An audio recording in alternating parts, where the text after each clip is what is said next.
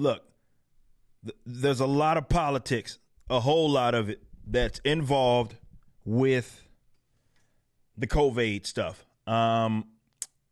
We know that.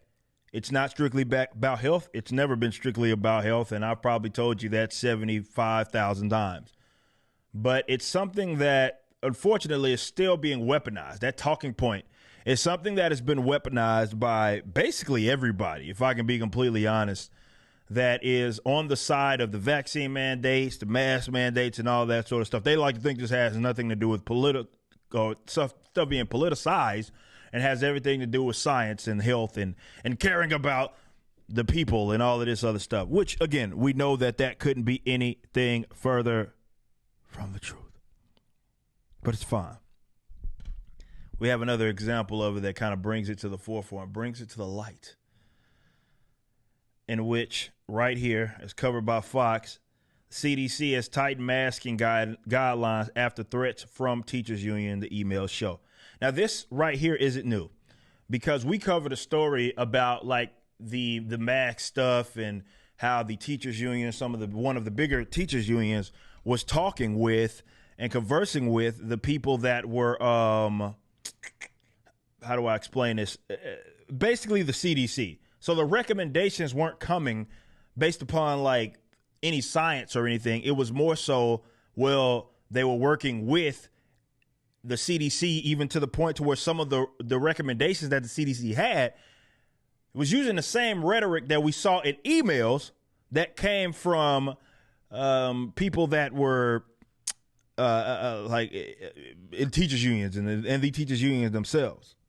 So we have kind of another example of this that broke yesterday, and I'll read it.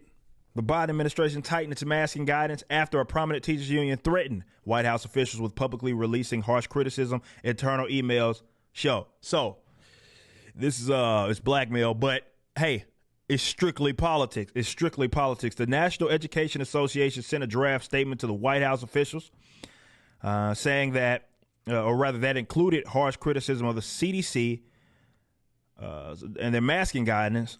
The emails show, but the teachers union ultimately published a version with a softer tone, and the CDC clarified its guidance to indicate that everyone should be masked in schools regardless of vaccination status. The new emails further show further coordination between the White House and teachers unions just months after reports highlighted the extent the unions had influenced the administration's messaging on school reopenings. That was what I was talking about earlier.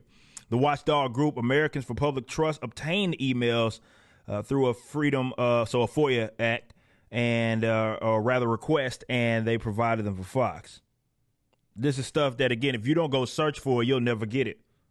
The CDC announced May 13th that fully vaccinated Americans would stop wearing masks indoors, or could stop wearing masks indoors, and that sparked confusion.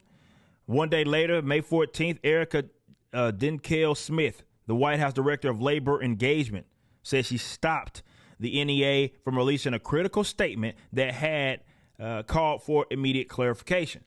Would you know when Dr. Walensky, who was a CDC director, if I'm not mistaken, would be able to call the NEA press Becky Pringle, Dinkle Smith, that's such a weird name. And then again, my last name's July, so whatever.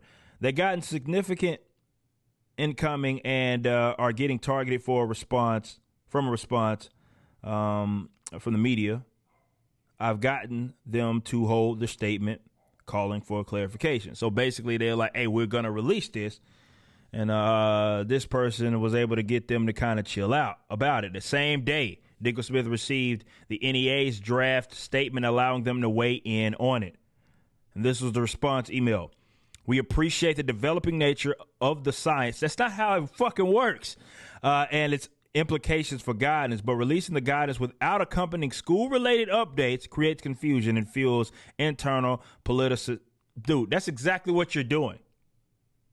Politicization. That's exactly what they're doing of this basic health and safety issue.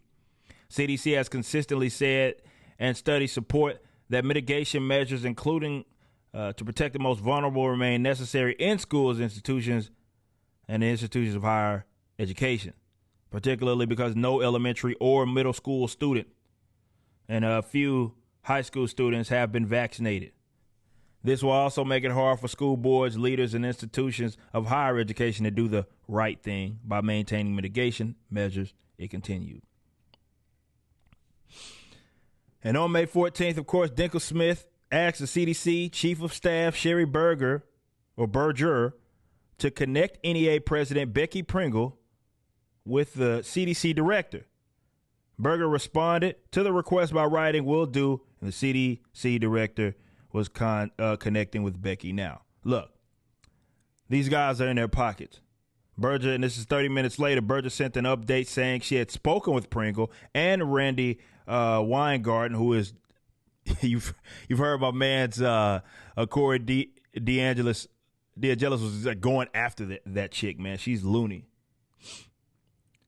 Spoken with her, and she's, of course, the president of the American Federation of Teachers. The next day, May 15th, CDC updated its masking guidance to indicate that all people should wear a mask at school, regardless of vaccination status. So I know I just kind of read a lot there. Long story short, the CDC, after that information that got released, and you know, they up and changed their policies. It didn't particularly include anything about or much about schools and what they should do. And it was basically implied that, of course, they shouldn't have to be wearing, or rather be under the recommendation of wearing a mask and other sort of measures that centered around that. Well, the teachers unions, of course, reaches out to the CDC saying, well, we're going to publicly criticize you even more so if you don't have a conversation with us, giving them a seat at the table. And then all of a sudden, not too long after, the CDC updates its mask guidance, which just happens to be in alignment with what the teachers, what the teachers unions want. Look, dudes, I told y'all about public schools and why y'all should take y'all kids the fuck up out of there. You know what I mean? I done told y'all that a billion times. But seriously, it is a political organization that actually, the fact that let me tell y'all, this is what y'all do. Y'all drop y'all kids off at an indoctrination camp, and the people that are teaching them belong to unions that literally support almost exclusively candidates in the political sphere. And you think they ain't being indoctrinated. Bro, I don't know what to fucking tell you, man. Some of y'all don't get it. Get them up out of there. This is yet another example of them, of course, working with the CDC, and the CDC is playing politics because they want to remain in the favor of the teachers' unions. Because what are the academics going to do, right? When you need them, when people call for elimination of your department, you, of course, want the academics to be rolled out there to tell everybody why it's a bad thing to get government out of the way.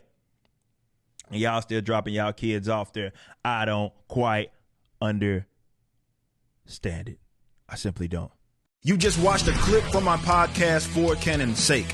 Catch us live at 12 p.m. throughout the week over at youtube.com/YoungRipper59 and follow us over at odyssey.com/@YoungRipper59. If you want to watch the entire video cast after the show is over, just be sure to become a member on the YouTube channel. Of course, the full audio portion of the podcast is available for free on all major digital platforms, or just visit forcanonsake.com.